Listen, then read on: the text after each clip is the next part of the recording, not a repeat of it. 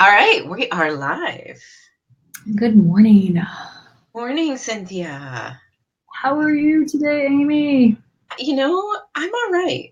I'm all right. I've got to take my car back to the mechanic. I just took it Oh, last week, actually a week ago today, because the battery died. It's kind of an old car. mm. And then I found out that it was the battery and the alternator. Oh, Story short, I think something happened when my car got towed because there's a weird sound under my car. oh, so you think the tow company did something? Yes. Mm-hmm. Interesting. Okay. So, all right. Looks like we've got somebody here. Hi, welcome. Cynthia and I went live a couple minutes early, and we did that because I want to share this video around. So, hello to everyone who's here already. I am very, very happy and very excited for what we're going to be talking about today. So please tell us in the comments who you are, where you're from, and do you know Cynthia? A lot of people know Cynthia. And Cynthia, welcome, welcome, welcome. I Thank am you. really excited for our conversation today, but why don't you start? We've got one whole minute. Oh, 1 whole minute.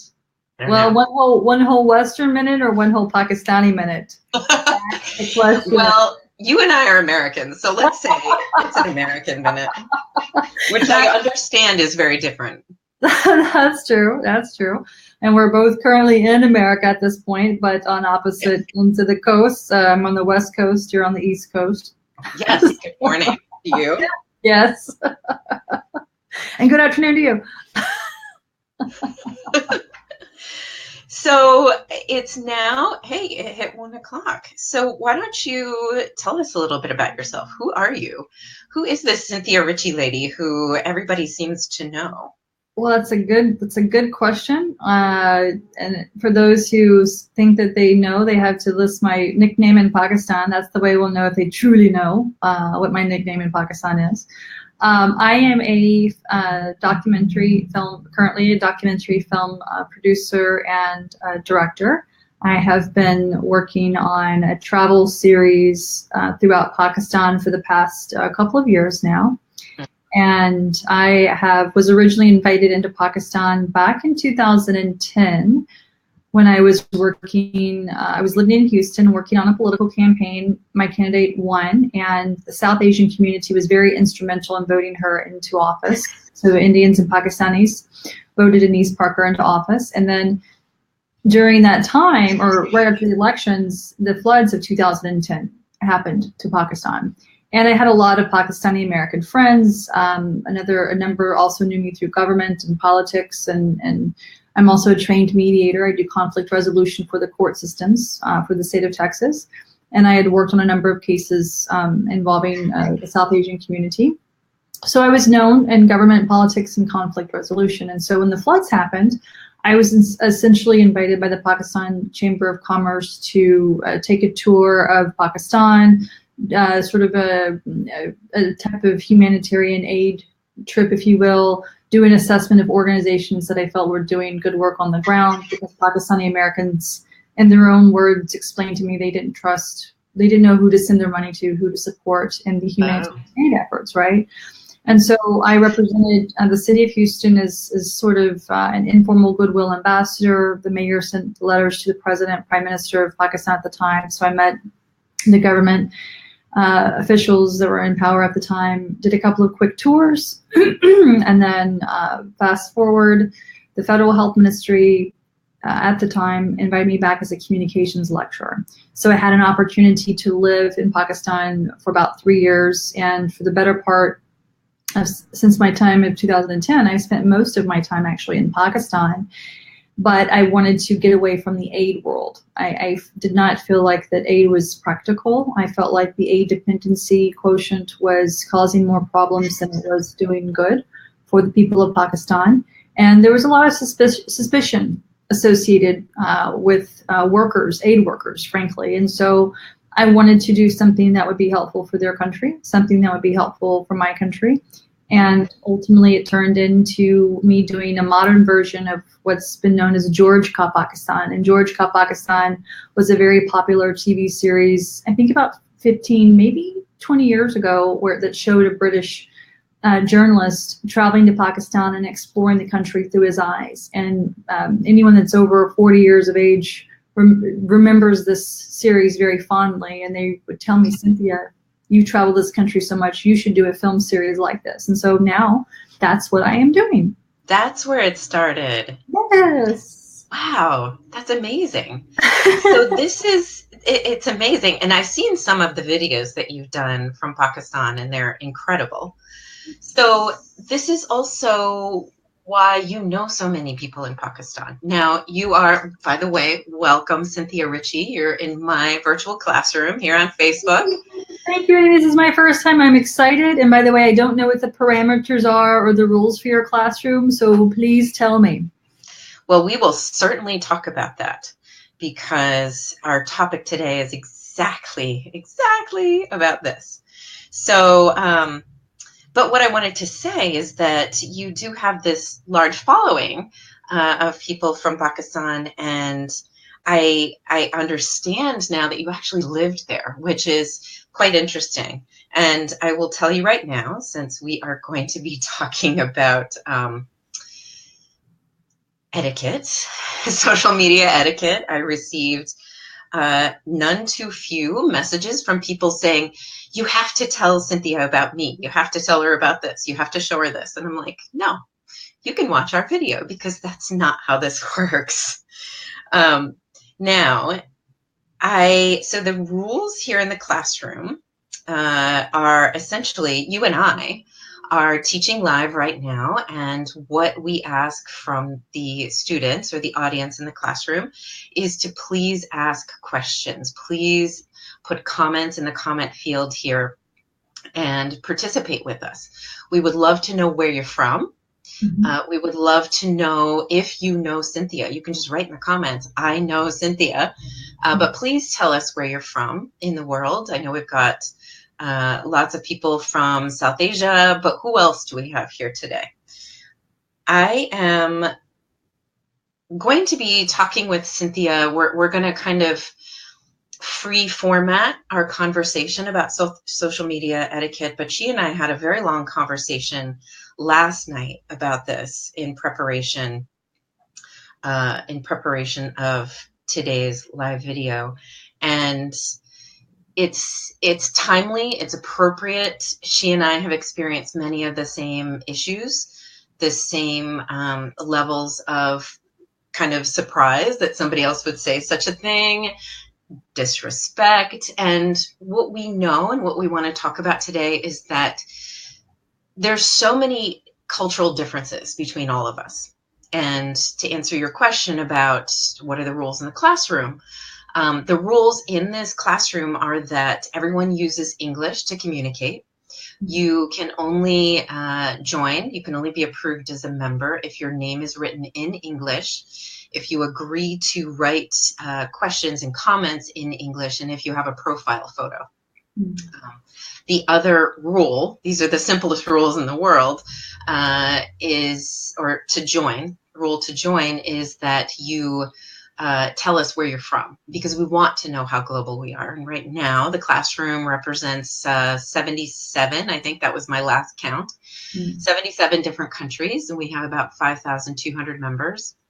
And lots of people apply, but they get declined because they won't answer the very simple questions. And I don't know if this is a cultural difference, a cultural misunderstanding, or just sheer laziness. And that laziness itself could actually be part of the cultural difference disconnect. There are a lot of rules beyond that, and they appear for those of you who are watching in the pinned post at the top of the page.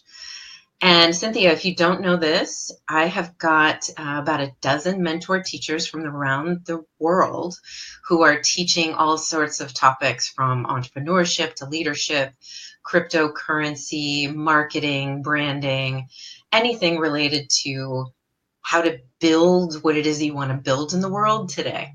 Mm. So Yes. that's where you are right now. Yeah, I've seen a few of them, and I'm just absolutely thrilled to be a part of Amy's global classroom. Thank you. Thank you so much. So I want to do a couple things here, but when the way this whole conversation got started was that I had written, actually, Carol Kamani. It looks like you're here watching. I'm so glad you're here. Carol Kamani is in South Africa. She's from Kenya. And she and I have talked about this. And she said she was cheering us on for this conversation today. But you and Carol both commented about this particular topic. And I wanted to bring you in to have a very open, very frank conversation about what our experiences are and how we can help to make people understand the appropriate ways to communicate online. So how would you like to start? Would you like to share your thoughts on this? Sure. I mean, I think that there are a number, we have Eastern communications and Western communications. We come from very different worlds. I mean, you and I think maybe you're originally from the East Coast? Yes. Yep. Okay. So I'm originally from Louisiana, Texas. I'm from the Southern culture in the United States. And as you know, even within our own country, we have cultural nuances and differences and expectations, right? So Southerners, without trying to sound too biased, being a Southerner, we tend to be known for our hospitality. I think I don't know. You tell me. Maybe from someone from the East Coast, maybe it's heard we're known for being backward. I don't know, but at least no, it's very hospitable. I worked in the Deep South for a period of time, so I'm right there with you. Okay, awesome. So at least I'm not living in my own self-delusional world. No, not at all. Not at all. Are known for their hospitality. I think probably more so than perhaps like the rest of the United States. At the same time, so that's one of the positive things about coming from a Southern family. We tend to put our faith, food, and family. Those are like some of our priorities in life, right? And so when I lived in Pakistan, these were some of the things that I found in common. I think that's why I got along so well in Pakistan, because I understood the concept of hospitality and how warmly you're welcomed in the South Asian culture. And, if you were to come to my mother's house, you're going to be fed whether you like it or not. You're going to have. I ate so much in the Deep South. It's incredible. Yes, you will put on weight, right? So we don't have chai, and we don't have hot chai, but we typically serve like iced tea. So my mother would make some iced tea. Sweet tea, that's right. You're going to have a salad, a sandwich. You may even take home a meatloaf, And it doesn't matter that you may have already eaten 2 or 3 times that day. If you're coming into my mother's home, you're going to be fed.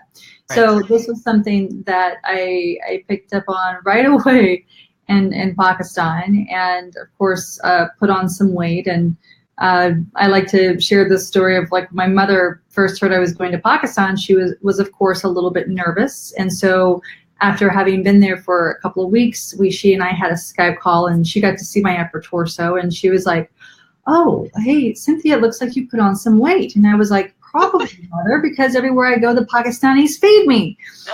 And so her reaction was, and I kid you not, "Oh, thank God. If they're feeding you, they're taking care of you." And she wasn't worried anymore. And I was like, "Well, wait a second. You're not worried anymore?" And she's like, No, you're fine. You're being taken care of." So my mother, who is a true Southern belle, who has never really traveled really anywhere in the world. She's certainly never traveled outside the United States. She's only been to a couple of. My mother, who lives in her very small world as a nurse and so forth, saw something in the Pakistani community, made that connection that I had not made, right? And I was like, oh my gosh, she's right. So I loved the hospitality. I loved so many things that reminded me about being home. And of course, there's also the people that want to know your personal business. Why aren't you married? What was funny was that when I left the South, I had a lot of people who were asking, or trying to set me up with people, because this concept of being single in the South is just bizarre. You know, everybody wants to set you up. Even your friends, your family, your nosy aunts that won't leave you alone. And so when I flew across the world, when I had the opportunity to leave that annoying environment, I thought, okay, I'm moving to Pakistan. I'll never have to worry about this again. I'm going to the opposite side of the world. Let me tell you something, sister. I flew to the mothership, and I don't know if you know these terminologies, but it's reach to aunties and reach to uncles. All these people that want to set you up and do matchmaking. Oh boy. I flew into the mothership. This is where these people are born. They are born to like want to set you up and get into your business and make you know. So I thought, damn it, if I may. Sorry. Didn't escape it. No, it's all right. I'm on the other side of the world. I thought I was getting away from this, you know. Yeah. So one more thing that we had in common, one more unpleasant thing that we had in common, I would say, the good and the not so good.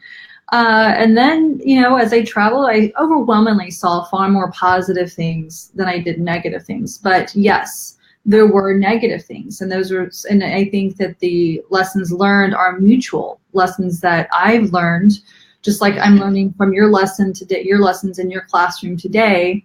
There were people that I learned from in Pakistan, how I, as an American, can articulate my position as an American better, how I, as a Christian, can articulate my belief system better, how I can be respectful and mindful of the cultures that I'm in, the faith systems that I'm learning about as I live. Because frankly, Pakistan was someone else, I was invited into their home, right? So it's like if you invite me into your home, my family raised me to always be on my good behavior, but when I'm in someone else's home, I should be on my best behavior, right?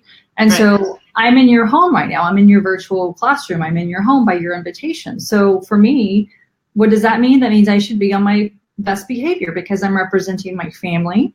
Because you and your classmates are going to have an impression of me, my background, who I came from, how my parents raised me.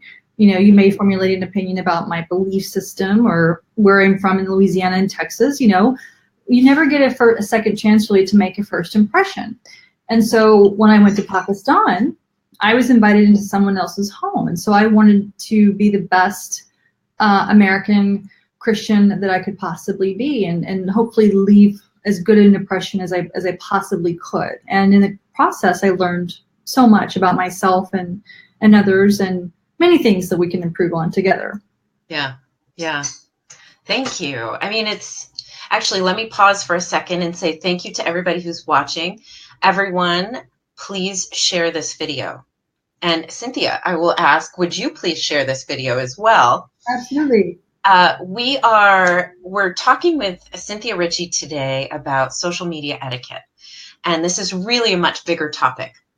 And so Cynthia has a very large following from around the world, which is why I asked her to share and why I'm asking you all to share, because what we're going to help you understand today is how to navigate the cultural differences. There are some behaviors that are completely unacceptable. Since I've started doing this Facebook Lives and using this platform to teach the world and help bring other teachers in to do the same thing, I've been really shocked. And that block button in my list of blocked profiles is so long. And I never thought that I would actually have to do that. Mm-hmm. And this is because there's a difference in cultural understanding of what is acceptable and not acceptable in different places in the world. And what I want this conversation to do is help people. Thank you, Bilal. Thank you for sharing. I really am going to ask you again, if you haven't hit that share button, please just do it. It's the easiest thing in the world. And it helps us bring in more people to talk with us live today, because we're going to ask that you have questions for me and Cynthia. Mm-hmm. And this is really the only way we can understand each other. Mm-hmm. And as Cynthia said, there's a difference here in the United States between, I'm a Yankee, I'm from the Northeast. there's a difference between the North and the South. And I just mentioned to Cynthia that I worked for a couple of years building nonprofit organizations in the Deep South and elsewhere around the United States. But it was a total culture shock for me to spend my time in the Deep South. The amount of food I was fed, like Cynthia just said, was incredible. But there was something that was really heartbreaking for me when I was told, this was in 2001, I was working in Alabama and Arkansas, and I was told by my director in Arkansas that I needed to bring my male boss to talk at a legislative breakfast in Alabama, that they would not listen to me as a woman, as a Yankee. Yeah. And I was told, wear a skirt. And I was, I was like, what? What are you talking about? How is this happening in the United States in 2001? But it is. There are simply different cultures, and a lot of times the United States is described by people inside and outside as 50 different countries, and it really is. So we have to learn. We have to learn the differences from each other. And I want to take a quick look at our comments. So Cynthia, what is it that, thank you, Saman, as well, for sharing the video. I just see that those 2 people have shared. I'm waiting for a lot more people to share. Thank you in advance for doing that. Comments. And whoops. So Cynthia, what do you think? What is probably the biggest message you'd like to communicate in terms of how to do this thing, how to actually communicate with someone online that you don't know? Right. I'm checking out the comments too with you. I see a lot of people from Pakistan and specifically from Punjab and then Karachi district, Nankana. So that's awesome. And then Atlanta. So I like the internationals that are popping in. To your point, when to your experience, your culture shock when you're asked to wear a skirt. For me, it's sort of funny because we always wore a skirt or a dress when we went to church, and wearing a skirt in the West, or at least in the South, was considered more appropriate for female attire, right? That men wore pants and women wore skirts. In a sense, like at the knee length or maybe ankle length or whatever, or you know what I'm saying, various lengths. Yeah. They probably, I guarantee you, they didn't say wear a mini skirt, but because it would have been like a legislative session, because I have been involved in a number of political campaigns and sessions as well. We, as a female, that was something that was cultural norm in my mind. Most, like I would either wear a skirt, but I didn't. That was just something that I was sort of raised to automatically do, right? But it would be a conservative business suit with a skirt and so forth. But you're right. Sometimes it's difficult to see the forest for the trees. When you're so enmeshed in something, it's difficult to, like if you and I had been working together, I don't know at that time in 2001, if someone had said, do you wear a skirt? I don't know that I would have had the same reaction that you would have had. I would have said, oh yeah, let's go shopping together. Let's go look for skirts together. I wouldn't have thought that maybe you might take offense to being required to wear a skirt in 2001, so that would have been an education, a learning lesson for me, because you are an outsider coming into my culture, and I don't often, it's not as easy for one to see how one's culture could offend someone from outside of the culture, right? And so that would have been something that I would have learned, and would have been a valuable learning lesson, had you and I had that opportunity to engage in that manner. For me, one is to always acknowledge and appreciate people who take the time out for you. I think respect for time. And Westerners, first of all, deal with time in a very different way than most Westerners, deal with time in a very different way than most Asians. Easterners, we have a timetable. You and I have a time limit. You and I today have an expectation that maybe, we'll be done in about an hour or whatever the case is, whenever we feel like the conversation, but our respect for one another's time is very important. You mentioned that you've got to go to the mechanic. So later today, so I'm not going to keep you on the video for the next 3 or 4 hours just because I want to chit chat. We have a purpose.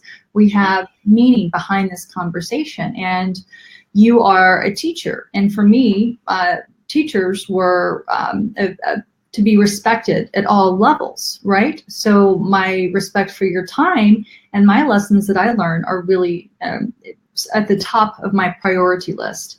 2, I also follow the guidelines. You know, you want us to pose questions, you want us to ask questions, and people tend to not want to do that in the Asian culture because they're taught to not ask questions. These are my observations in the school settings, from the little small children through middle school, secondary, A levels, O level, college, you name it. I have observed teachings across Pakistan, for example, and across grade levels where students are actually generally discouraged from asking questions. And that reminds me of some of the old school mentality that I grew up with in the South. More of the things that we have in common, right? We have a lot of good things in common, and then we have a lot of not so good things in common. Because if you ask questions of your elders, that's considered disrespectful. Well, in reality, true academic situations to encourage learning and growth, your teacher, the hallmark of a good teacher is a teacher who says, ask questions, and who is willing to say, I don't know. And, you know, if I do a lecture at a school and a student asks me something, you know, one of the first things I say is, ask me questions. If I don't know, I will tell you I don't know, and we will learn together. So there is no shame in saying, I don't know. Help me understand, right? Which is one of the reasons why I wanted to do, I was glad that you called me yesterday so that you could help me understand how you run your classroom. What are your rules and your parameters? Because I don't know. These are things that I need to be able and willing to ask the questions, not be embarrassed or ashamed to do so. And then once I know what the parameters are, I need to listen carefully to those parameters and then act on it. Because I know your time is valuable. Being able to engage with you is priceless, and I want to take full advantage of that. First of all, that's beautiful. Thank you. It's true, though. It's true. Yeah, and you're absolutely right.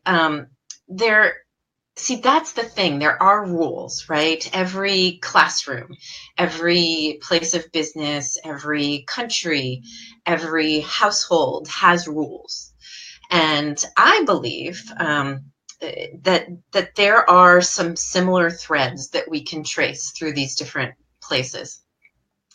And it was also as a teacher, as an educator, and we talked a bit about this last night, I had that experience when I worked in Kenya, that here I am with these incredibly beautiful children who I want to help grow.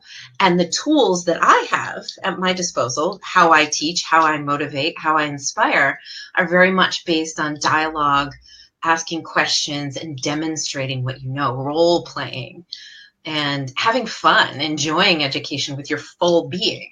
Mm-hmm. And I learned that that's not in their culture. And I understand why, and that's not entirely what our conversation is about today.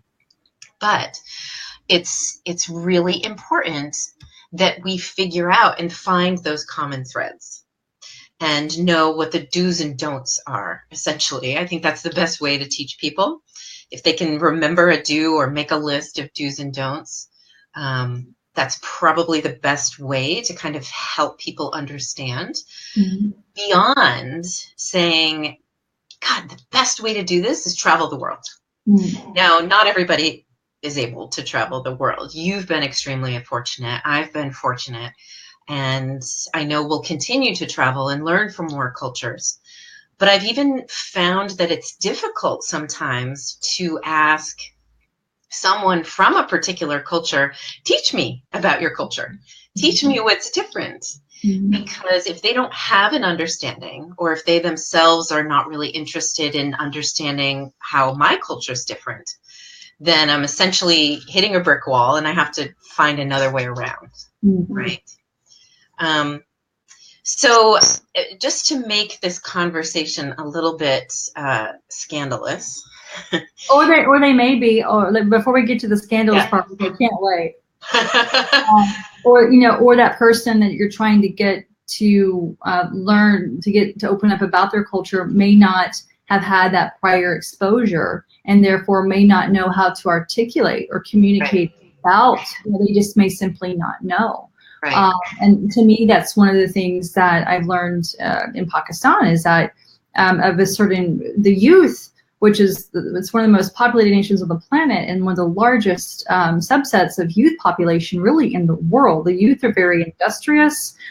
In my experience, the overwhelming majority are very respectful. They're very passionate. They want to make a change for their country. And those are the people of Pakistan that really truly inspire me. And by youth, I would say between the 15 and 20 and maybe 30 age bracket. That's that group, right? So the college age, high school group, they're very excited, but they're not always able to communicate what's different about their culture and community. One, because the overwhelming majority don't know what different is. All they know is what they've ever known. So that is their world. And so that's part of our challenge as Westerners is that how we communicate. We can't always expect people to be able to communicate what's different, because that's a question coming from a global thinker who has traveled the globe. And we can't expect or rationally expect global thinking from people who have not traveled the world, right? And so the vast majority of people that we meet in developing nations are there because they haven't had the chance to travel like you and I have traveled. Right. So it's the onus of responsibility in that particular instance is really on us to be able to seek out the differences and perhaps instead of them feeling uncomfortable because we put them on the spot with a question that they can't answer, which makes them uncomfortable, which in turn builds up another communication block. Right. That because that discomfort there is that discomfort is now there because they can't answer your question as a guest. And they can't answer a question, what we would consider basic questions about their cultures. So they are now embarrassed, and that it prohibits us from communicating even further. So my experience, like experiential learning, you as an educator know about that. The best way to just learn is to just jump in and do it. Sometimes that's the best way to actually learn instead of asking those questions, because the locals see you in the middle doing this stuff. And that shows that you're actually interested and that you're engaged. And then they can, like, if I get in the middle of a farm and I try to go pick some strawberries and I don't know what I'm doing, then generally speaking, the farmer will say, oh, here, let me show you how to properly do it, right? And then there's a lesson that I learn from that active engagement. That's right. Yeah. And I love that you said that there's the simplest thing, well, I'm paraphrasing, but I think you said it beautifully.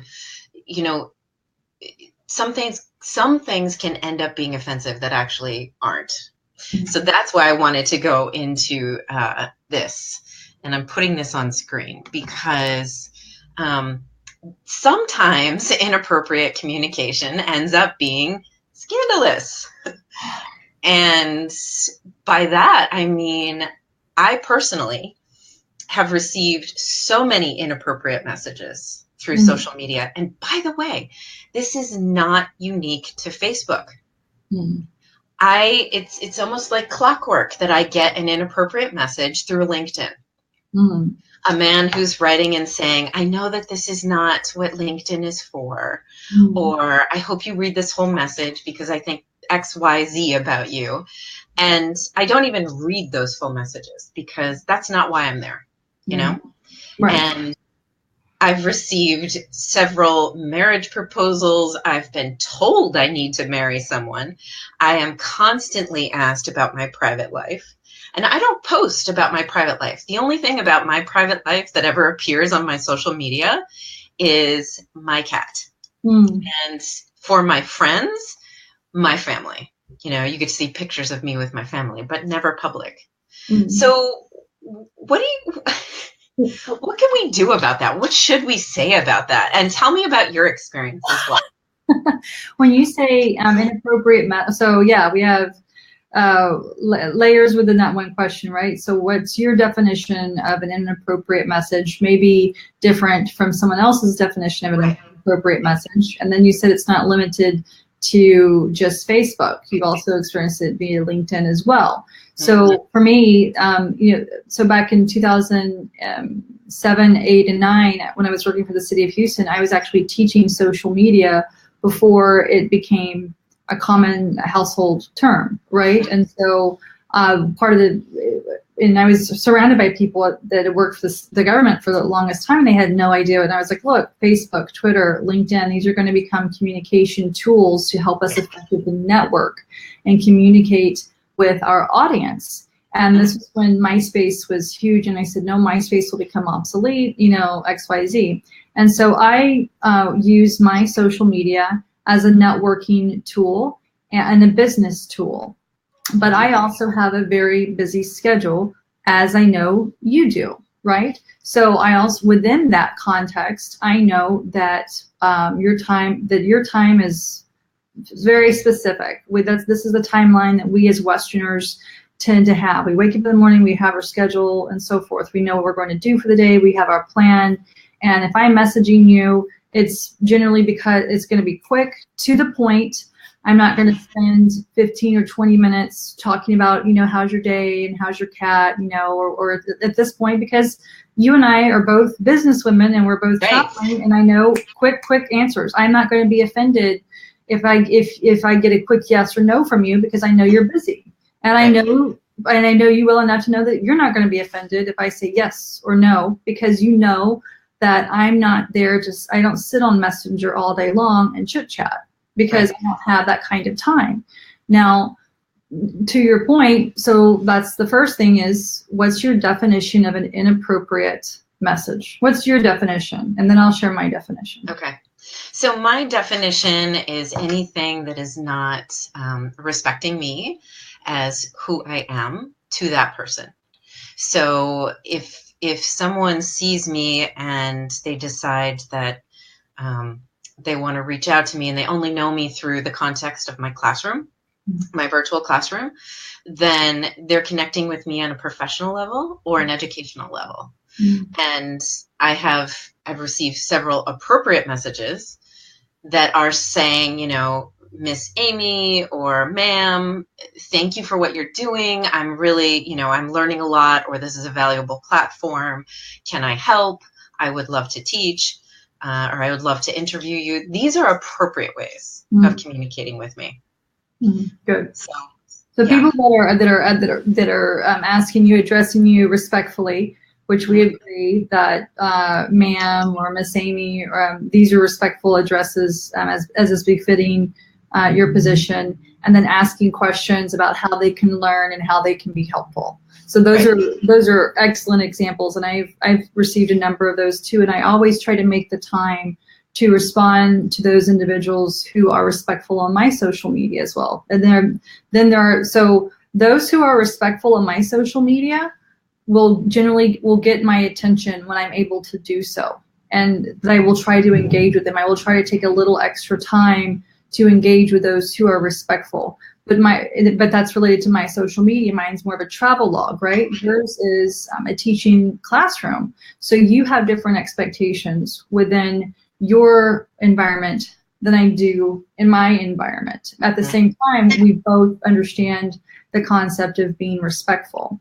And what I don't tolerate on my social media is disrespect towards myself or any other member of the community. And I have the overwhelming majority of my followers are men from Pakistan, in between the ages of 25 and 40. So that is my demographic, right? The overwhelming majority. I try to encourage, I want more females to be involved. But what I discovered is that not as many females ask questions. And when I ask PM them message me, or when I privately message them and I ask, and they say that they don't want to be harassed by the men. That's one of the reasons, because they don't want to post publicly, because they're worried that if they post publicly, that they will be messaged by men in a harassing manner. And I can personally vouch for that as well. I'm not here on Facebook to talk at length about my personal life. I'm not here to get married. That's none of your anybody's business but my own business. So these are the parameters that I have to set within my social media, and I give one person one chance. If they are horrifically inappropriate, such as using foul language or abuses, they get blocked and deleted. That's non-negotiable. Those are part of, like, on my Facebook is a publicly traded company on a private domain. They have their own community standards, so they can censor anything that they want to at any time. And then within each of our pages, we also have the capacity to further censor certain things. So you can put in words that you don't want to use. And you would be amazed at how many people's messages get marked as spam because of the inappropriate language that they use, right? So my question to those men, because I don't really see abuses coming from the women.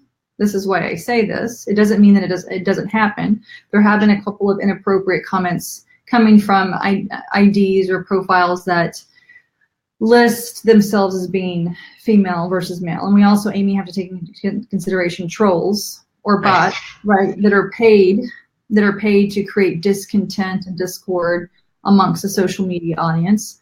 There are those, and they could be fake profiles that are meant to make certain people look, or certain culture or country look inappropriate or look suboptimal, right? So we have to factor in that. But the overwhelming majority of the inappropriate behavior, based on my audience and based on my experience, comes from the men. And what I would say to the men is that in my personal experience, my overwhelming experience has been very good. I know that the Pakistani men in that country have treated me very respectfully, and I have witnessed overwhelmingly majority of respectful behaviors by Pakistani men of various faiths. But because it's the Islamic Republic of Pakistan, you have more Muslims than you do other religions, right? So I don't like labels, but that's the world that we live in today. So the overwhelming majority of behaviors that I've seen by Muslim Pakistani men are good behaviors. They are respectful. They are mindful. They are mindful of the hadiths. They are mindful of what is being taught in the Quran, which is very similar to what is taught in the Bible and the Torah as well, and all the holy books. And so these are things that I respect and I value. But at the same time, what a lot of people need to realize is, one, we don't have the time for chit chat, and we are not here to engage in communications that are more common in your country. Our social media is business oriented. If you want to be engaged or involved in this community, these are one of the rules that you have to follow. And if you don't, then you will be excommunicated. Yes. Respective time. But Exactly. then also we have to understand the concept of respective time. And most of individuals that don't have this concept of a timeline have never had to respect time, because they don't know what it means to respect time. So we have to teach them. Right. If they want to be involved, and they have to be teachable. If they don't want to be receptive to the learning or the coaching, then that's not a student for your classroom, for example, that you want or need in your realm, because that'll be a bad apple in your bunch. Exactly. Yep. So respecting time is critical. And that's absolutely the case for me with this classroom. I tell everybody, this is my volunteer work for the world. You know, at this point, I have not been paid for a single minute of the last 8 months of my life that I've worked almost full time on top of my full-time work to just bring this thing out, because I know that it's valuable. And I have longer range vision for monetizing it. Yes. Now, so respecting time is essential, and understanding, in the case of myself, most of the Westerners I know and work with, and also busy, successful people, you have to respect their time. If they are, if it seems like lots of people are listening to what they have to say, it means that lots of people are also trying to get their attention and communicate with them. And far more people than just who you're assuming through social media. My professional world has almost nothing to do with social media. I only do this because I want to have an impact outside of my professional network. And so there's some subtle things that I think fall kind of in the in-between space, respecting time, respecting a woman as a professional, as whatever role it is that she plays in the world. And she's not here, it's not a dating game, she's not here to talk about marriage, and it's not appropriate to remark on her looks. And this is something that has happened so much to me, and I imagine so much to you as well. Amy, and to your point on that, in fact, one of your students has a question about the hadiths, and Okay. Yes, the hadiths are for to help you, because I am a student learning. I am never a subject matter expert. I am obviously a Christian, but I do my level best to try to understand Islam and actually engage with imams that have a true respect for the accurate teachings of Islam. And so the hadiths are a collection of traditions or sayings of the Prophet Muhammad, peace be upon him, that with accounts of daily practices, right? So these are a source of guidance for Muslims apart from the Quran. And one particular hadith that I consider very relevant to this particular conversation, especially for you, Amy, is the respect of teachers. Imam Ali was advised people to respect teachers and directed them the significance, wanted their attention to be focused on the significance and the value of teachers. And he did so with an extent of himself being an ocean of knowledge, according to some, right? And so Imam Ali is quoted as saying, "I will be the servant of one who teaches me one word until the end of my life." So to your guest that made the comment, what about the hadiths that are guidelines?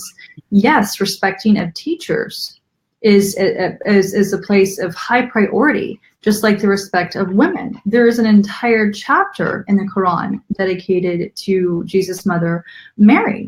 And, that's really quite unique and quite fascinating. And so that is what I would remind individuals who claim to be of any particular faith, that women and teachers are always taught to be respected. And even Jesus was known as the great teacher in Christianity. So no matter who we are, whether we have a specific belief, or maybe we're agnostic or atheist or whatever the case is, we all understand the concept of respect.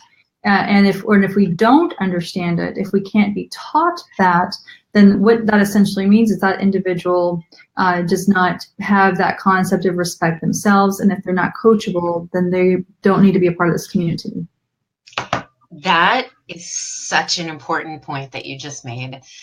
And as a teacher, I want to expand on it. If you are not teachable, if you are not coachable, if you are not willing to grow and to learn about yourself and your blind spots where you're not doing things well, then you don't fit into my classroom, and you probably don't fit into a lot of other places and a lot of other conversations. Mm-hmm. And it's unfortunate because we live in a world where behavior is modeled for us. Behavior is modeled by leaders, by celebrities. And very often, and I'm sure everyone would agree with this, just because someone is a leader, just because they were elected to an office, does not mean that 100% of their behavior is appropriate. Correct. You have to be teachable, and you have to do a really good job of diversifying where you're learning your information. And that's why Cynthia and I are having this conversation, because we are informed not just from our own experience, but also from traveling and learning about people in other cultures and what's appropriate in different cultures as well. So what do you have to say about that, Cynthia? That idea? Yes, absolutely. World travel has helped me be more respectful of the cultures in South Asia. When I've traveled to the Sikh gurdwaras or the Hindu temples or the mosques, I've learned so many different traditions and ways of being respectful, because that's my highest priority, is that when I go into, especially like a place of worship, and I value, the Prophet Muhammad also valued education. As far as my understanding, he was technically an illiterate person, but he valued education. And I believe, and again, I could be incorrect on this, but I believe, at least in a couple of the hadiths, that world travel was strongly encouraged, because that was considered a font of knowledge. And I know, at least in the Bible as well, travel was considered an important part of education, right? So this is something that we need to at least value. We don't always have to agree with it, but to be able to place value on other people's perspective is what helps us grow individually. I may not always agree with what you have to say, but we can do so in a respectful manner. Like my grandmother used to say, we can disagree without being disagreeable. She in her southern accent, right? We can disagree without being disagreeable. So that to me is the epitome of an enlightened person. Or at the very least, if you say something that maybe I take offense to it, maybe I'm offended for some reason. My training, my psych background, and my travel has taught me, like, if, for example, okay, I think that Amy says something that offends me. Well, first of all, I may get offended, but it may not be for the right, I may be overreacting. So my first goal is to try to seek understanding, to seek clarification. Okay, I'm upset. Why am I upset? Why am I offended? Okay, Amy said something that bothered me. Let me seek clarification first, right? And so my goal would be to talk to you first, to try to learn about what you said, because maybe what you said, maybe I took it the wrong way. Right. Maybe what you said, that's something that I have to be willing to look at. If I get upset, why am I getting upset? Is it because someone has pointed out a flaw in my behavior or my character that I actually need to work on and improve on? And maybe I'm embarrassed by it. Okay, well, that may make me uncomfortable, but that discomfort is actually a lesson for growth. They call it growing pains, right? So when we're prepubescent, they're called physical growing pains, right? So our body sort of aches, and we have hormones and all sorts of stuff going. We're teenage angst. We're constantly moody, or this, that, or the other. That's called growing pains, right? So the same too for cognitions, the same too for our emotional development, our mental capacity, our mental development. If we want to grow as humans being, that means we have to be able to be willing to embrace discomfort. And learning our brain is a muscle, and it's the most difficult muscle to work, right? So if we want to learn, if we want to seek learning, which the prophets and all of the respected men and women of the holy books encouraged us to do, is to seek learning and to seek understanding. That means we have to use our mind. We have to work our brain. And that means it's not always going to be comfortable, and we're not always going to like what we hear, see, or experience. But if we can value it and appreciate it and respect it, we will grow from it and become better humans, as is requested and expected from those of us who follow the monotheistic religions, or the Abrahamic religions. Yeah. I love that you said that about the brain is a muscle. And I talk about this a lot, that people have to relearn and retrain their minds, create new neural pathways that have new beliefs. And if you are allowing yourself to just say, nope, I know how this works, I'm not going to be teachable, then you're not just doing yourself a disservice, you're actually cutting yourself off to other opportunities and other relationships and networking, professional relationships as well. Exactly. So I'm actually going to put that on screen as well, because that's called neuroplasticity, cortical remapping, the ability of the mind to be adaptive. And as long as our mind is adaptive, then we have the capacity to grow professionally. Otherwise, just as you said, if we don't do that, then we are actually shooting ourselves in the foot. We're sabotaging our own individual growth. Right. Exactly. Yeah. So I'm going to look at the comments here. Does anybody have a question? I feel like we're just scratching just a little bit of the surface of this. This is such a big conversation. And I actually, I had some notes before we got started. I'm going to give you all in the audience, and you're wonderful. Thank you. You're sharing some fantastic comments. So please think of a question that you have for me and Cynthia, and hopefully we can answer one or two of those before our hour is up. But I made a couple of notes before we got started. And one of my notes was, it's not just, I already said this, unique to Facebook. It's also happening on LinkedIn. It's happening everywhere. And you have to really check yourself. What is your motivation? What is the purpose of connecting to this person? It's different from culture to culture. It's different from generation to generation. But use your mind. Do some research. Is this person ever talking about their personal life? Is it then appropriate for me to ask a question about their personal life? As I said, with the case of me and Cynthia, we are doing our work online. So it's appropriate to contact us about that, but not something personal. Now, I have a couple of don'ts. I think we've provided some do's in the course of this conversation, but I want to list these 3 don'ts, and then I want to ask if you have any don'ts. So the first one is, don't send inappropriate or sexual messages to anyone. I can't think of a single time that it's appropriate to do that. Don't demand. This is something else that's really interesting. Don't demand that someone do anything. Don't demand that they friend you. Don't demand that they respond to you. One of the ways these demands have come through to me is people sending a message, and if I read it and I haven't responded, it's not something I'm going to respond to. So people will follow up either with a question mark or, why aren't you answering me? Mm-hmm.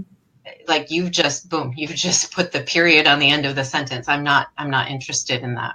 Mm-hmm. And don't be rude and insulting ever. It's never going to get you anywhere. Mm-hmm.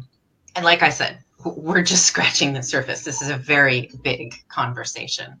These are learned behaviors. These are learned behaviors. And again, it points to many of the people that you're getting these inappropriate comments from have a lot more time on their hands than you and I do. So one, they have no concept of respect for time. They don't respect their own time because they don't have any reason to respect their time. They're probably not employed. Maybe they're going to school, who knows? But they have no concept for respect for time, and no one to model that appropriate behavior of how to interact with members of the opposite sex, including foreigners who may respond to things differently than someone from their own country or culture will, right? And so one of the things that I've had to do is remind individuals that have made inappropriate comments. And again, there have been some inappropriate comments from some girls, but it's mostly from guys. This is why the focus is more on the men, because this is based on yours and my personal experience. Right. One of the comments that one of your students made was that respect isn't just for women. I agree. Respect is a two-way street. It's for everyone. How I conduct myself is also another indicator of the respect that I deserve. How I conduct myself online as well as how I conduct myself in person. Those two things should be fairly synergistic. In other words, if you meet me in person, you're going to go, oh, this is, for me, it's the same person that you're seeing on social media, because I'm not an actress. And my goal is to not try to portray a different persona, right? But with these individuals who do send these inappropriate messages, sometimes I ask them, do you talk to your mother this way? Do you talk to your sisters this way? How would you feel if some stranger spoke to your mother this way or your sisters this way? What would your reaction be like? Well, we have to encourage individuals to remember that they have somehow families with female members in their family, generally speaking. And sometimes they are often in a world where when I've asked people, why do you do this? There's this misogynistic culture that is underlying, and the misogyny is everywhere in the world, right? It's not limited to one country or one culture or one faith. It's everywhere. And if anyone tries to say that it is, it's that I call BS on that. So misogyny is everywhere, right? I've seen it in the South, in the United States. I've seen it in Japan. I've seen it in Australia. I've seen it in Pakistan. I've experienced it firsthand in all those countries, including Pakistan. But my focal points and communications about Pakistan, the reason I focus more is because Pakistan for me is like a second home. Mm-hmm. When I'm at home, I'm more comfortable. I think of the many Pakistanis like my brothers and sisters, like my extended family. I have places all over Pakistan people's homes that I'm welcomed into, that I stay with, and one family even named one of their children after me, one of their little girls. I know, it was so sweet. They call her little Cynthia. So, so I think of my family.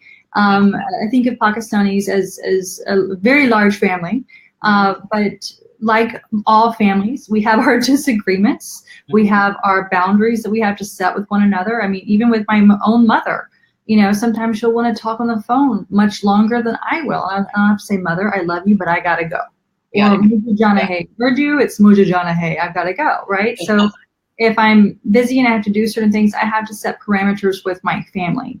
Mm-hmm. And that's what I try to do with, and sometimes we try to stick to loving comments, we try to stick to positive comments, but at the same time, sometimes as with family, as with friends, we also have to share things that may not be pleasant to hear. But we have to be willing to at least hear that person out and listen to them carefully. Listening, I think, is a very important skill set to pay attention to. And then look at it and really reflect on that and see if that's something that we can grow from individually. Yeah. And improve the relationship. I think that is such an important point. Listening, reflecting, and critically thinking about, what are you learning here? And you said something that I put up on the screen: match your conduct to the person that you want to communicate with. Mm-hmm. How are they communicating? That's what they're looking for from other people. And it's also neurolinguistic programming, right. If you're matching that particular type. So if you want to enhance your communications with a particular individual, everything from your language, your affect, your facial expression, your body language could match, right? And in fact, we sort of are doing that, I think, innately with one another, because of our gestures tend to be the same and our body language tends to be the same, but we've also studied these as well. Yes, we have. Yeah. The other thing I want to add to what you said, misogyny is absolutely around the world, and it's not just unique to cultures. So someone asked the question, is the misunderstanding just cultural? And I'd like to answer that by saying it's not just cultural. I mean, it is cultural. That's a definition, an umbrella that we're throwing this into, essentially. But there's a great deal of misogyny in lots of different places. For example, in the tech sector. Here in the United States, Silicon Valley is known for the misogyny, the sexism, the straight up sexual harassment of women who are in this sector. Hollywood. In Hollywood, yes. So without even going into those areas, just understand that this is an issue that's very important that we talk about, that we shine light on. If you are watching from the United States, you know that there have been all these brave women who've been coming out and talking about the ways that they have been sexually harassed or abused by men in power. Some men too, absolutely. Yeah.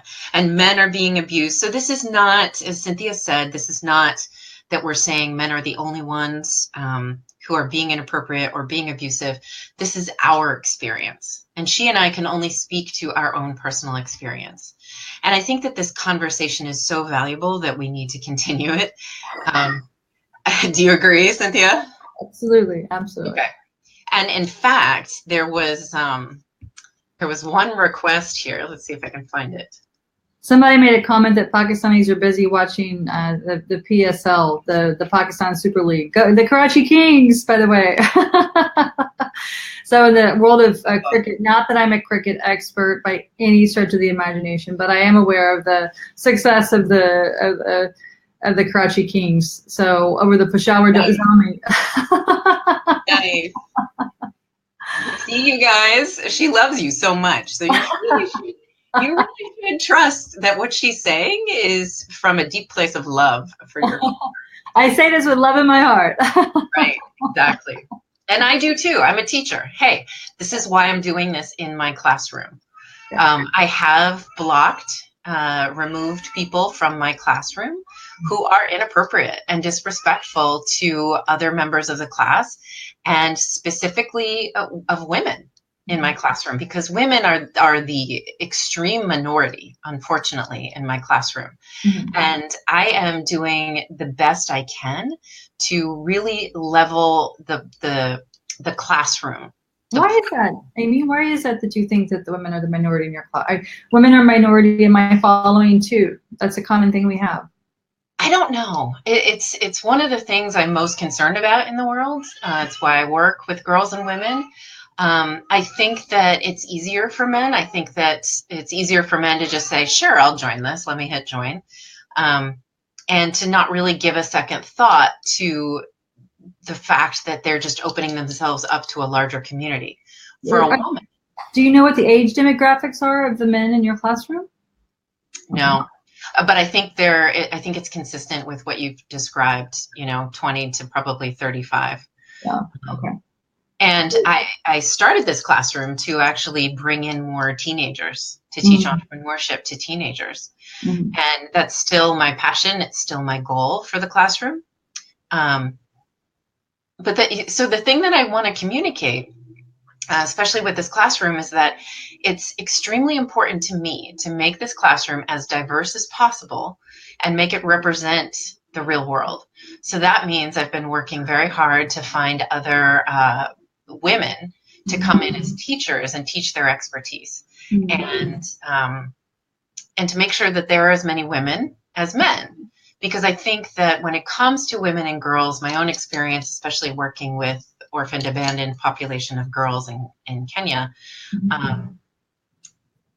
they trusted me as a woman, or they trust a man who's from their own country, their own culture. So there is this comfort level that exists between women. And I think that's actually one of the amazing things about being a woman and having a sisterhood with the other women in the world. We've experienced so much of the same forms of oppression and disrespect and harassment that we know it's a safe place with each other. Now, again, that's not 100% true, but very, very, to the largest extent that I can imagine, I think that it is true. Yeah, to be fair, I have observed very inappropriate behaviors from females that try to slander other females who are doing good work. As my grandmother again would say, there's a bad apple in every barrel. And so bad behaviors is not limited to males or females. It's across the board. It's the specific population with which we interact with, right? So it's like with Pakistanis. If they interact with one American who acts like a jackhole, or is mean to them in some capacity, then that Pakistani's form or view of Americans, unfortunately, is going to be negative because their experience is limited to that one bad or negative person, right? And so they're forever scarred by that capacity. So that's something that we have to also be mindful of, is that, look, we know that the overwhelming majority of the people that we interact with are good people and are going to do the right thing. Unfortunately, we just have the negative attention tends to pop out, and it's our job, because you and I are both. I have a Master of Education. You're a teacher. We both value education. We love our teachers. It's part of the passion that we have to help learn first, and then convey our what we've learned to others to help them. Okay. Learning is to help you grow. It helps me grow. I love learning. I love jumping in the middle of something I have no idea about anything, right? So I know nothing. If I attend one of your classes that I know nothing about, I really love that, because I know I'm going to walk away better than when I started. And to me, that's an incredibly important use of my time. Mm-hmm. Yeah, I agree completely. And we are all lifelong learners. If you're not learning, if you're not growing, you're stagnating. And stagnation, think of a stagnating pool of water. It's dirty, it's dead, it stinks. That's not who you want to be. And you don't want to drink out of it either. What's that? You don't want to drink out of a stagnant pool of water. You Definitely not. You want fresh water. Exactly. You do not want to consume that stagnant pool of water. Yeah, that's not good. So, I mean, I think that, again, I think we've covered so much. And I did put this one comment up on the screen, which I'm going to throw up there again. And that is from Umar Farouk Mufti, who is asking that you permanently become a teacher in this classroom. And I would love to have Cynthia back. And Cynthia, my dear, you are my sister in all of this. So I would love to welcome you back. Certainly you can do your own lesson. You can come in, you and I can continue this conversation. I think that what this is telling me, and Umar is another educator. He's replicated my online classroom. He's built his own. Fantastic. Yeah, he comes into these lessons every week and all my other mentor teachers to learn what he can.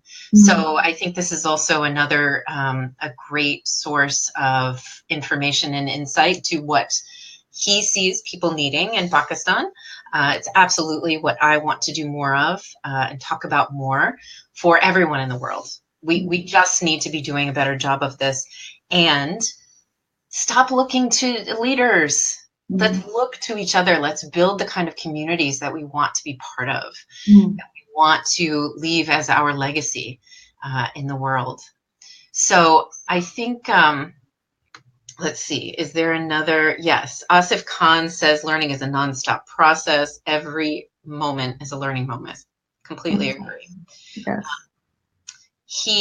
So Rion Williams says, do you find generational differences with ideology?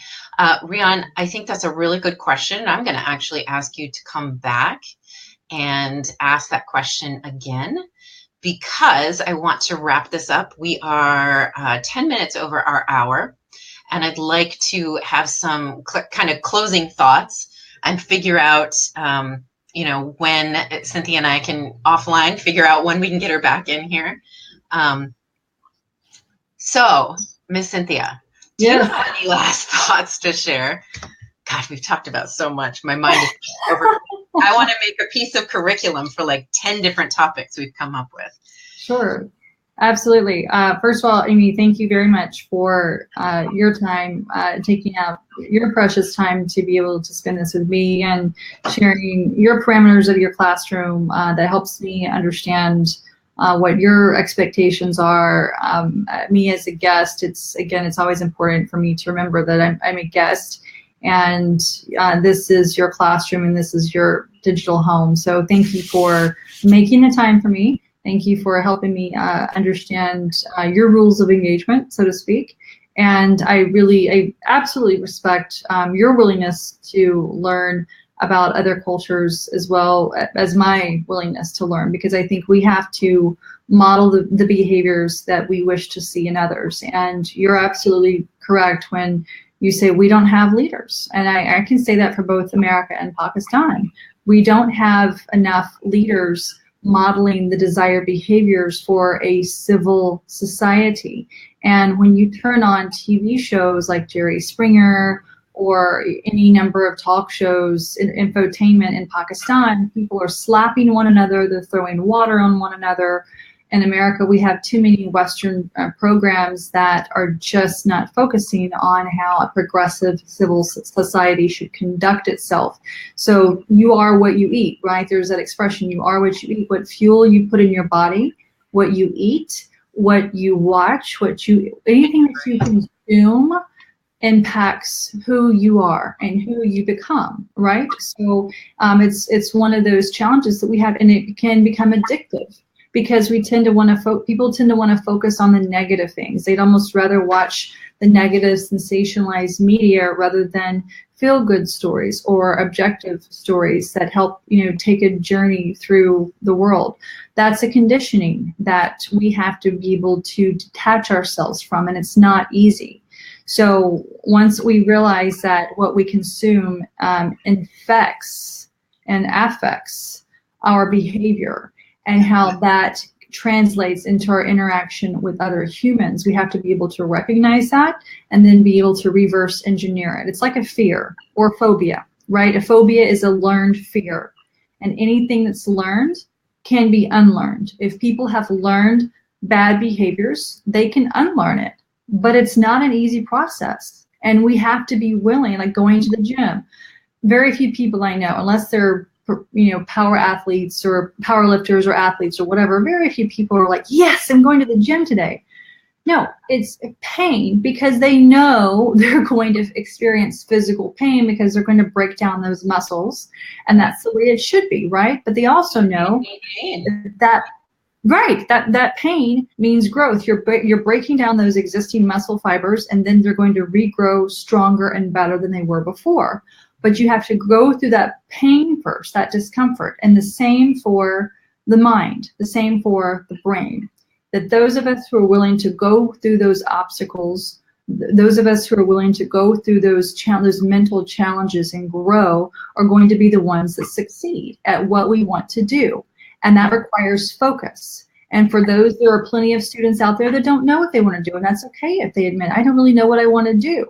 But don't waste other people's time just dilly-dallying and messaging and exhibiting inappropriate behaviors. If you don't know, you may pick up something from listening. That's a fine art that is unfortunately not being taught as well as it should be in the United States and in Pakistan.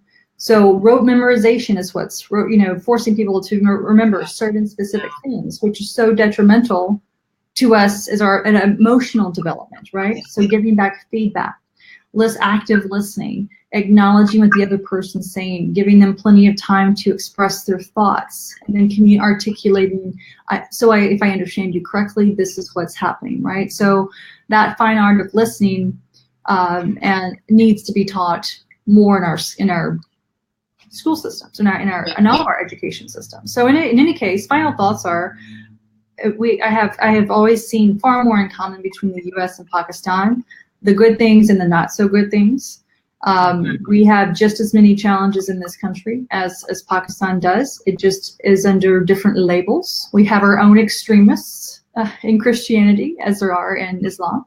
We have our own idiots running governmental institutions, people who frankly should be retired and should never be shown again in public life. So we have our own challenges. It's just under different labels, and it's a more sophisticated system because it's been around longer. But we have just as many problems as we do success stories, and we're in this together. We have a ton to learn from one another. Absolutely. Yeah. I'm getting echo. I don't know if you are. What's that? I'm getting an echo. Are you? No, I'm not getting an echo. Better now. Okay. It was just acting up.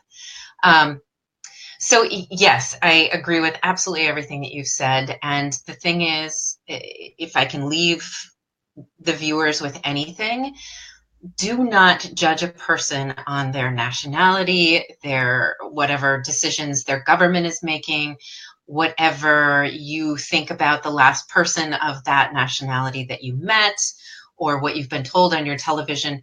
None of it is true. The only thing that is true is what you learn from that person by interacting with them or by watching them, observing them, and then thinking critically and saying, hey, is their behavior valuable to me? Would it be a good idea for me to model that behavior myself, whether it's to communicate with them or just to do a better job of communicating with someone else? So be an active learner of life throughout your life and just become a better person. This is what we're all being called to do right now. And the evidence is literally what Cynthia just said, that we don't have leaders who are modeling what should be modeled. So it's being put on us, individuals, to model that behavior. And that's one of the priorities that I have here in Amy Carrier's classroom. And the other mentor teachers are phenomenal. I have relationships with every single one of them, even though I've only met one of them in person. And that's saying a lot about what I've learned about them. Mm-hmm. And I trust them. Mm-hmm. They represent this classroom, which back when I started it last year, I just did it as a fun little project to have a place to teach. Well, now those people are teaching and representing me because my name is on this classroom.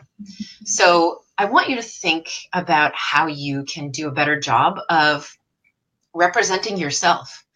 Last week, my Monday lesson was all about you are a brand, and your social media is passively marketing you 24/7. What is it saying about you? So it's not just your social media. In this conversation with Cynthia today, it's about you. Every choice, every word you speak, every message you send is a reflection of who you are at a much deeper level. And are you reflecting back to the world who you want to be? And if you're not, take a time out. Do some self-reflection. Go on a vision quest. Learn what you can about yourself and then grow. And then when you get to the next point where you think, yeah, I need to take a time out and really get to know myself better, really do a better job. That's what you need to do. And on that note, I want to say to our audience, I'm looking at some of the questions. These are really phenomenal questions, and I think that they'll inform. Cynthia, can we get you to come back? Sure, yes. Okay. Delighted. Right. So if you are watching this in replay, please add your questions in the comments. Because what's that? Questions help us learn. Yes. My intention is to look through these questions, and probably Cynthia will as well, and allow these to inform our next conversation that we're going to have in the classroom. We learn from questions, and I've said this to as many people as I could possibly say it to. In Amy Carrier's classroom, we learn by you asking questions. Why?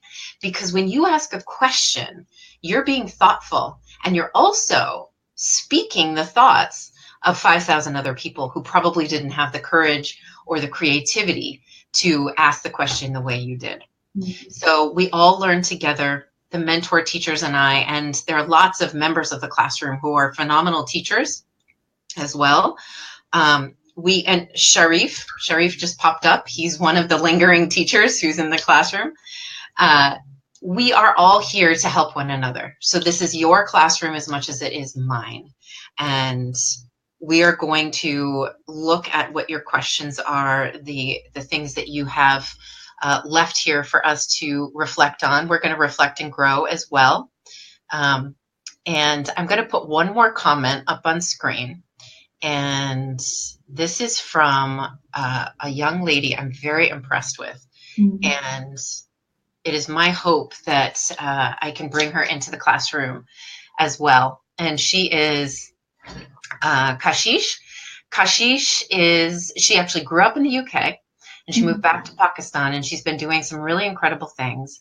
And she is just a lovely human being who said, thank you, Cynthia and Amy, for taking your precious time and giving people a chance to learn from you. Looking forward to hear and learn more in the future. Great. She is just lovely. So thank you, Kashish. Yes, thank you very much, Kashish. All right. Well, if you are watching this and you're not a member of Amy Carrier's classroom, go ahead and follow the link that's listed with this video today and request to join. You will only be approved if you have your name written in English, a profile photo, and if you answer the 3 required questions. This shows us that you're actually serious about coming into our classroom and learning with us. Absolutely. We're all learning together. Exactly. So thank you to everyone. Please continue to share this. If this has been valuable to you, please write in the comments. I appreciate the thank yous. Oh, Essen Salim says, thank you, Amy and Cynthia. We want to see you more. Thank you, Essen. So that tells me that this was valuable, Cynthia. Atik Jaffer. He says, thanks to you, wonderful session. Job well done, Amy. Very timely. Yes. Cynthia, thank you. This would not be even close to the same lesson today if it weren't for you. So thank you, my dear. I look forward to our next conversation. And if you really want a conversation with me and Cynthia, why don't you send me a message? Let me know what you'd like us to talk about, or just leave it here in the comments. Absolutely. It's a great way to communicate. Yeah. Anytime. Can our viewers follow you? Everybody, you can absolutely follow me. I'm Amy Carrier. How can they find you, Cynthia? Well, I'm on Twitter at Cynthia D. Ritchie, and of course on Facebook, my producer page is Cynthia Dawn Ritchie, Adventures of a Pagogori, which is adventures of a sort of a mad foreigner. All right, good.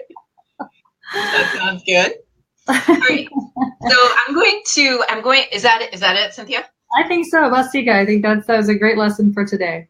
Yeah. I'm going to give you all one call to action. You have homework. And your homework is to go through your day or go through tomorrow and reflect on the way you're communicating with other people. Are you demonstrating the behavior that you wish to receive from other people? And are you learning from the way other people are communicating with you, either in person or through social media, or just the people you're watching on television or videos or whatever? Please learn, please reflect, please grow your mind so that you can grow your culture, your country, your community, your family, and most importantly, the young people, the children who are learning from you the right way to be. Absolutely. Go out into the world and, in the words of Gandhi, be the change you wish to see in the world. And on that note, you can join me and Alex Bertlin next Monday, same time for my weekly lesson. It's another joint lesson. Alex and I are going to be talking about networking. Fabulous. And networking etiquette. Okay. Oh, that's a good one. Yes. All right. Thank you, everyone. Have a wonderful day, morning, night, afternoon, wherever you are in the world. And thank you, Cynthia, so much. This was great. Absolutely. Thank you, Amy. About shukriya to everyone. Khudafiz. Yeah. Thank you. I will see you next. I'm definitely getting this lady back in my classroom. Don't worry. Okay. Have a great one, Amy. Talk to you soon. Thank you. Take care. Bye-bye.